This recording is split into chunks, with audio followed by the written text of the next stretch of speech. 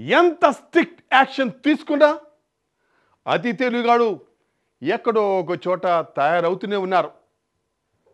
మాకేంటి భయం, అసలు మమ్మల్ని పట్టుకునేవాడు ఎవడ్రా అనేలా బస్సుల్లో, కార్లలో, ట్రైన్స్ లేకపోతే లారీల్లో కేజీలు తరలిస్తున్నారు. ఆఖరికి తినే చాక్లెట్లు కూడా గంజాయిని నింపి కేజీలు కొద్దీ అమ్మేస్తున్నారు. అవి తిన్నవాళ్ళు ఊరికనే ఉంటారా? పదే చాక్లెట్ కావాలి అని అడుగుతూ మొత్తానికైతే ఆ బండారం బయటపడింది.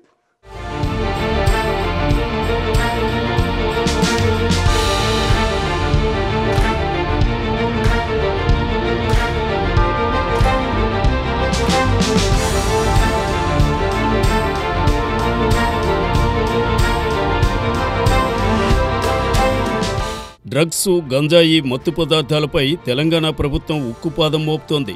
అందుకు ప్రత్యేకంగా పోలీస్ డిపార్ట్మెంట్ ఓ విభాగాన్ని ఏర్పాటు చేసింది.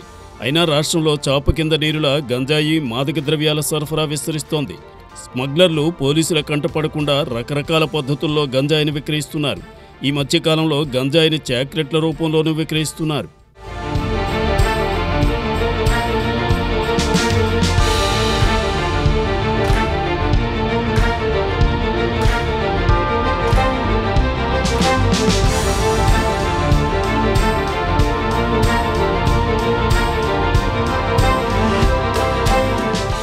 హైదరాబాద్లో భారీగా గంజాయి చాక్లెట్లను స్వాధీనం చేసుకున్నారు పోలీసులు.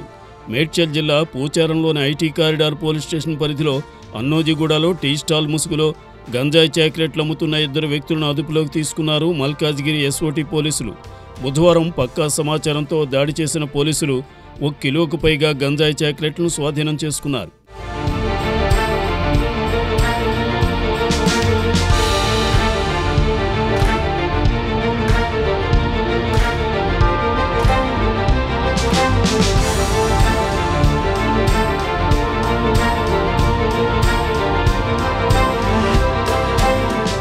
బీహార్కి చెందిన 2 వ్యక్తులు టీ స్టాల్ ముసుగులో గంజాయి చాక్లెట్లు అమ్ముతున్నట్లు గుర్తించారు పోలీసులు. 1 కేజీకి పైగా గంజాయి చాక్లెట్లు స్వాధీనం చేసుకున్న పోలీసులు 2 వ్యక్తులను అదుపులోకి తీసుకున్నారు. ఈ ఘటనపై కేసు నమోదు చేసి దర్యాప్తు చేస్తున్నారు పూచారం ఐటీ కారిడార్ పోలీసులు.